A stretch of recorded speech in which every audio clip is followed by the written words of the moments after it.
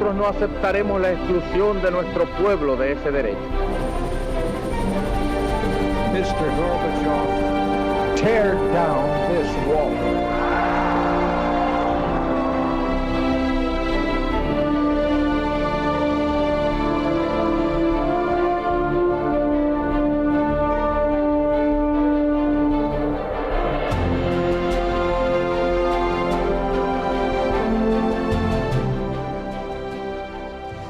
Muy buenas noches, señoras, caballeros, bienvenidos a Tiempos Modernos. Hay medio siglo de la historia de España, de la historia muy reciente, para muchos aún, desde luego, memoria viva, que son inseparables de la huella siniestra del terror, la huella de la organización separatista vasca y marxista ETA. Pero ¿cómo nació ETA y por qué? Hoy lo veremos. Medio siglo de la historia reciente de España ha estado marcada por el terrorismo de ETA, una organización separatista y marxista que a lo largo de su sangrienta trayectoria dejaría tras de sí casi 1 millar de muertos y centenares de heridos y mutilados.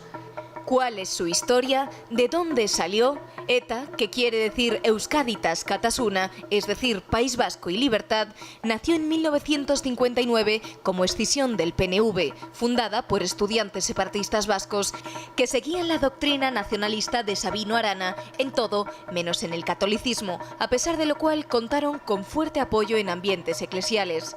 Partían de la revista clandestina Ekin, 1952, entraron en las juventudes del Partido Nacionalista Vasco, EGI, en 1956 y lograron arrasar a buena parte de esta organización. Sus promotores disentían de la estrategia impuesta por el PNV y apostaban por una acción revolucionaria y violenta inspirada en los movimientos armados que en aquellos mismos años florecían en el tercer mundo tras la descolonización. La ruptura de ETA con el PNV se producirá en 1962 por la mano del dirigente etarra José Luis Álvarez Emparanza, Xillardegui. A partir de los años 1965-1966, ETA se transforma en organización marxista. En sus filas se combinan maoísmo, trotskismo y leninismo con el anticolonialismo y el tercermundismo, conforme a las ideas dominantes en la izquierda revolucionaria de la época. Ello provocará que también ETA comience a dividirse en varias ramas. La escisión más notable se producirá en 1976, tras la séptima asamblea, muerto ya Franco, cuando nacen ETA político-militar y ETA militar. La primera renunciará a la lucha armada en 1982, pero la segunda intensificará las acciones terroristas y promoverá la plataforma CAS, Coordinadora Abertzale Socialista, de la que nacerá en 1979 Herri Batasuna. El camino de ETA aparecerá jalonado por multitud de cadáveres. Bajo el franquismo, ETA mató relativamente poco, 43 muertos entre 1968 y 1975, incluyendo el atentado contra el presidente del gobierno, almirante Carrero Blanco. Con la democracia, por el contrario, intensificará la violencia, casi 900 muertos, 343 de ellos civiles, hasta 2011, además de centenares de heridos y mutilados con acciones tan bárbaras como el atentado del Hipercor en Barcelona en 1987, el de la Casa Cuartel de la Guardia Civil en Vinç en 1991, entre las víctimas mortales 5 niños, la Casa Cuartel de Zaragoza en 1987, 11 muertos, 5 niñas entre ellos, o el de la Plaza de la República Dominicana de Madrid en 1986. Juan Fruber, muy buenas noches. Buenas noches. Imágenes de época de los años 70 para ilustrar el momento en el que ETA se convirtió realmente en un azote terrible para la sociedad española, que fue después de muerto Franco. Fue más un enemigo de la democracia que un enemigo del franquismo. Sí, pese a esa imagen que se dio para justificar la excarcelación de presos etarras amparados dentro de ese proceso de amnistía del año 76, en el que más de 1000 presos terroristas de la banda de ultraizquierda ETA fueron sacados a la calle como si hubieran sido perseguidos del franquismo. Pese a esa imagen, repito, de lucha contra el franquismo, ETA jamás tuvo en sus bases, ni en sus principios, ni en sus reivindicaciones, la lucha contra el franquismo. Su único objetivo era la separación de un trozo de España, que era lo que ellos llaman las 3 provincias vascas más Navarra, más las 3 provincias vasco-francesas, es decir, ese conglomerado de 7 provincias, sacarlos de España y de Francia y constituir un Estado independiente. Por lo tanto, la realidad es que muerto Franco, ETA no desaparece como pensaban los impulsores de la amnistía que iba a ocurrir. Es verdad que otros grupos sí desaparecen.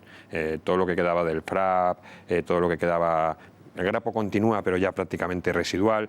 Todo lo que quedaba de aquellas organizaciones terroristas desaparece, porque sí que es verdad que era terrorismo contra el franquismo. Pero, sin embargo, que eran los grupos políticos de ultraizquierda. Pero, sin embargo, ETA, que usa las mismas armas y los mismos medios, no desaparece porque su fin último sigue siendo. ETA no ha desaparecido realmente. Otra cosa es que desde el año 2011 no asesine. Pero ETA sigue existiendo, no ha entregado su arsenal y no se ha disuelto como grupo terrorista. Vamos al origen. Estamos en los años 50. El nacionalismo vasco ha sido derrotado en la guerra civil por su rendición en Santoña, por la pérdida de Bilbao primero y la rendición de Santoña después. Hay un gobierno vasco en el exilio, con magníficas relaciones con los Estados Unidos, por otro lado, que es el patrón del nacionalismo vasco, cosa que poca gente sabe, por cierto. Y aquí, en España, hay un sector de ese nacionalismo vasco, del que, en fin, vigilado, controlado, relativamente reprimido por el régimen, pero que viven, bueno, digamos, cierta, quizás la palabra libertad no es la adecuada, un sector, digo, que decide disentir de la línea de Aguirre desde el exilio, que es una línea, por así llamarla, moderada, y echarse al monte. Pero claro, echarse al monte ahora no es como en el siglo XIX, en la época del carlismo. Echarse al monte ahora es la guerrilla revolucionaria como se ha vivido en Europa al final de la Segunda Guerra Mundial, en Grecia o en Yugoslavia. Claro, es que lo que ocurre es que hay un nuevo reemplazo generacional dentro del PNV, dentro de España. Los mayores habían marchado al exilio, la mayoría, muchos habían vuelto, pero habían cesado en su actividad política, sobre todo porque cuando vuelven, a finales de los años 40 y principios de los 50, se dan cuenta de que sus reivindicaciones deben quedar en lo cultural en ese momento hasta esperar mejores tiempos. No es que el PNV se hubiera rendido en el loco empeño de Sabino Arana, ¿no? Pero los jóvenes, los que no vivieron la guerra, los que en el año 52 fundan la revista Ekin, y los que forman parte de las juventudes PNVistas, muy vinculados a Loyola, muy vinculados en ciertos aspectos a un sector no del clero, pero sí de los laicos que rodean a los jesuitas en el País Vasco, los miembros de Egin deciden que la forma de actuar y la forma de reivindicar la independencia de las provincias vascas que está llevando a cabo los dirigentes del PNV está desfasada, porque están viendo cómo las guerrillas comunistas, al final el ejemplo es Fidel Castro y la internacionalización del terrorismo, ¿no? Que lo está exportando a numerosas partes. Ya había llegado el terrorismo en el año 59, la guerrilla de Sierra Maestra es terrorista, y en los años inmediatamente posteriores se está extendiendo. Pues en esa extensión del terrorismo es cuando vemos que nace ETA, ¿no? Año 59, es verdad que nacen solo formalmente el 31 de julio con la firma de un manifiesto, del manifiesto de ETA, y luego en los años siguientes empiezan a hacer sus primeras actuaciones terroristas, que además, si quieres luego entramos en ello para no difundir, para no distorsionar. Entonces, son esos jóvenes los que no han vivido la guerra y los que no han tenido la responsabilidad de la reconstrucción de España, los que crean, copiando el modelo ese internacional que empieza a expandirse desde Cuba, no solo desde Cuba, ¿no? Porque al final la casa madre es Rusia, ¿no? La casa madre es la URSS, quienes dan el paso y copian los modelos de los grupos guerrilleros que hay para la descolonización. Empiezan a dibujarse dos caminos, digamos, el del PNV sigue siendo el de toda la vida, el de ETA se va alejando progresivamente del PNV, primero en la actitud y después, además, en lo teórico. Y se va convirtiendo cada vez más en un grupo de izquierda revolucionaria que finalmente abraza la teoría marxista tal como era moda en la época. Sí, claro, es la agitación y propaganda del bloque comunista, en la que al final les cala a ellos. Ellos son marxistas-leninistas.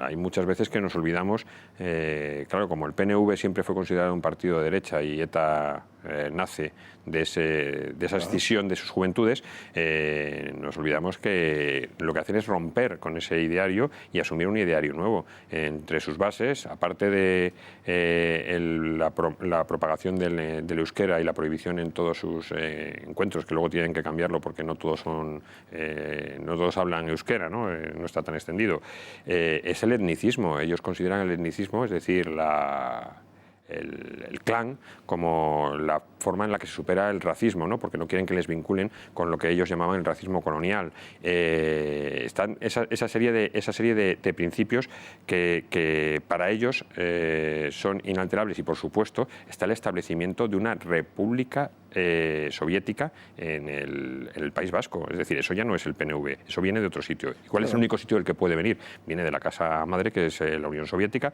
viene de la Internacional, y sobre todo viene el flujo de información a través del Partido Comunista de Francia. Una cosa, empiezan, la decisión de actuar violentamente es muy temprana, de finales de los 50, y hay una primera víctima mortal que nunca se les imputó hasta época relativamente reciente, y ellos siempre la callaron, que fue una niña de 22 meses. Sí, Begoña Urroz, en la estación de Amara, en San Sebastián. Sí, es curioso porque siempre ha sido una de las grandes olvidadas. Siempre se ha hablado de que las primeras víctimas de ETA son del 67 y el 68 y demás, pero claro, esto estamos hablando del año 60. En el año 60, las historias oficiales y oficialistas de ETA siempre han dicho que entre los años 60, 61, 62 y 63 lo que hacían eran pruebas, y que intentaron algunos atentados con artefacto explosivo, pero que nunca no solían funcionar, o si funcionaban en mal momento, y la gente se olvida de aquel atentado con el mismo tipo de explosivo, la misma forma de actuar, buscando un lugar donde el daño pudiera ser a personas civiles y al público en general, es decir, intentando crear una situación de caos, y sin embargo eso se lo quitan, se lo borran.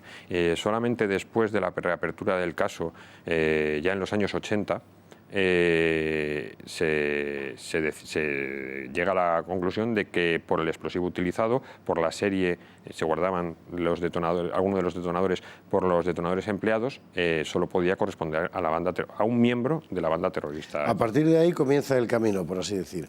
Los años siguientes son ya de conformación de una milicia armada, hasta llegar al primer asesinato, digamos, deliberado, porque se dice que lo de Begoña Urroz fue sin querer. En fin, nadie deja una bomba en una taquilla de una estación de tren sin querer, ¿verdad? Pero bueno, en fin, que fue el Guardia Civil Pardines.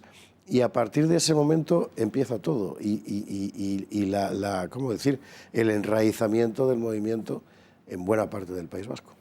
El problema que ha tenido siempre las fuerzas y cuerpos de seguridad del Estado para luchar contra ETA ha sido el hecho de que la sociedad vasca venía estos chavales como buenos chicos que, bien intencionados, a fin de cuentas luchaban por la patria, y ha sido un drama continuado en ello.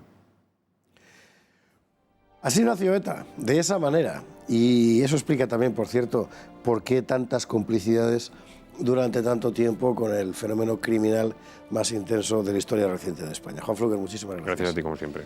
Y a ustedes, hasta un próximo programa de Tiempos Modernos.